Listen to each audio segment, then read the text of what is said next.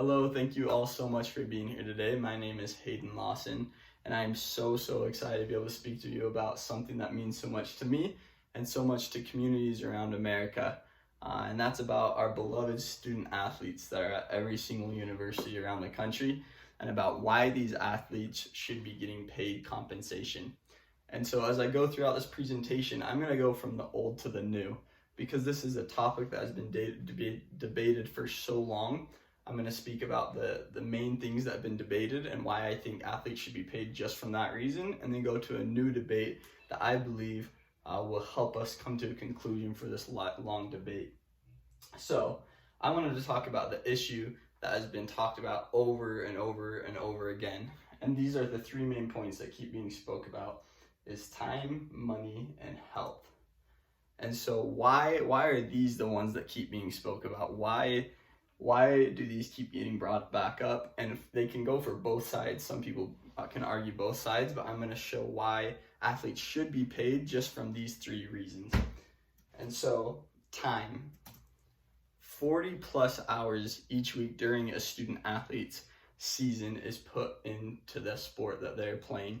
That is literally a full-time job. That is someone working 40 plus hours at a retail store, but they're making money, as these student athletes are not making money. They're putting this time in to keep their scholarship. And so the reason that they put so much time in is practice, traveling, games. This is just during season. They practice so much, they travel to games on the weekends, then they have their games that they have to prepare for. But also, they have their film that they have to watch, their recovery time, their ice baths, so those simple things, and then even their personal training, because if you do not perform to a certain level, you will not keep that scholarship and you will not be able to keep playing. So there's so much unseen time other than that 40 hours that will go into this work that these athletes are putting in. Next is the one that's probably talked about most, and that is the money. With 231 division schools, over $9.7 billion was brought into revenue for these 231 schools. Billion, not million. And as we see here on this graph, this blue line represents the top 10 revenue making colleges from sports in the world, well, in America. And so with these top 10s, as we see on this top line here, on this blue line, there's 144 million brought in 2014 off of student athletics. 144 million brought into these top 10 schools. So that's Oregon, that's Texas, that's Texas A&M, all these schools. And then as we see on this bottom line, $12 million was spent on scholarships. So $130 million difference we see in the money that the student athletes are bringing in, and then the 12 million that are being put back into them.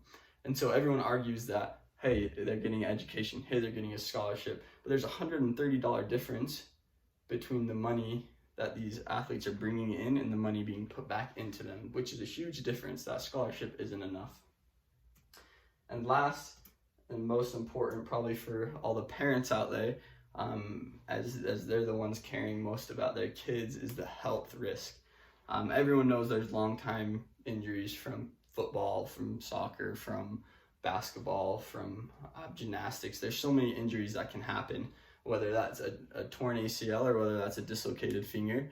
There's so much that can happen. And on this graph here, we see that there's, on average, yearly, about over 30,000 injuries in college football, and that's the highest. And then it goes down to over 4,000 just in women's softball.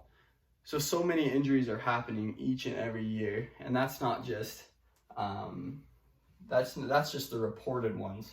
There's so many other injuries that happen that are not reported that can cause so much lifelong problems. And so over 90% of student athletes reported that they had some sport-related injury, and 54% reported that they played through an injury, that they were injured and they still played, because there's so much pressure on these athletes to perform, to win games, to not lose. Some big name players, they can't miss a game even if they're hurt seriously. There's so much pressure to play, and that weighs on their health. And so those three reasons, I feel like, are enough reasons to be able to say, hey, we do need to pay these student athletes. but I really wanted to speak with something new now. And it's about a word that has a lot of meanings to it, but after looking at many different meanings, I put together a compiled version, and it's about the word duty. And it's a moral or legal obligation or responsibility.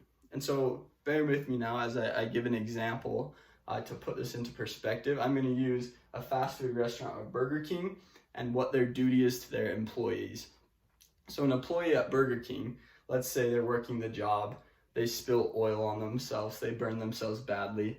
They have the security and knowledge to know that the Burger King franchise will help them out and will be able to cover them for expenses through workers' compensation because they were injured on the job. And so Burger King employees are able to receive this security knowing that the franchise that they're bringing in money for is going to cover them. College athletes do not have this security, the same security that someone at Burger King has. Not comparing the two as much, not comparing the two in a literal way because they are way different, a student athlete and a Burger King worker, but comparing them in the sense that a Burger King worker has more security than a college football player has, who has way more risk involved in the things that they're doing and are bringing in more money for an organization than one cashier at Burger King is. And so I wanted to speak of what is the NCAA's duty to student athletes and what's the student athletes' duty to the NCAA, and how are they both achieving their duty and how are they both doing with what they have to do. And so here on this chart we have student athletes' duty, and some of those duties are performing. They have to perform in their games, they have to win games, they have to perform in whatever position they're at. They have to practice. They can't be missing practice. They have to perform in school so that they can make the GPA enough to play. They have to perform in big games, championship games, bowl games, whatever it may be. These student athletes need to perform. And most of the time, these student athletes hold up their deal. And if they don't, they lose their scholarship and they're gone. The university, all I have on here that they perform in their duty, the only thing they're covering right now is the education. And I believe the education is compromised because there's so much time put into student athletes that they can't focus fully on that education that is granted to them. And I agree 100% that education is such an important part, and that's why I think it's amazing universities give these athletes full ride scholarships, but not everyone gets full ride scholarships, first off. And second off, athletes who get hurt lose that security and knowledge that they're going to be able to be provided for. And so there's no security with these student athletes getting injured, with these student athletes not performing, other things. There's not a security build up there. And the university is not holding up their end of the duty as well as the student athletes are to the university. And so that brings up this little meme here. These two student athletes are pulling this, saying there's no compensation. There's no signing deals, there's no gifts, no money. What are we even doing? And one of the other ones says we're receiving an education, but I don't feel very smart. And I think that puts it perfectly. They're pulling this whole NCAA in a nice car with loads of money, while the NCAA is sitting there giving them bits and bobs of education while they're bringing in so much money and providing the NCAA with the money that they're surviving off of. And so in conclusion, simply, I wanted to talk about the new argument that should be aroused, that student athletes are performing their duty to the universities and the universities are not performing their duties back. That the university's duty is to provide a compensation in a way that is not a one-size-fits-all, because not all universities are the same. It's not all a check or a cash in the players' pockets, but it could be money put into a health deposit for athletes that get hurt, that have life-altering injuries. It could be a check, a stipend every month that boosts and gives them financial security and gives them a little head start as they go into the world. There's so many little things or different plans that universities can come up with, and they just all have to find their own. And so thank you all so much for being here, and thank you all for listening to me today. I truly believe student athletes should be getting paid and receiving more compensation than they do right now. Thank you all.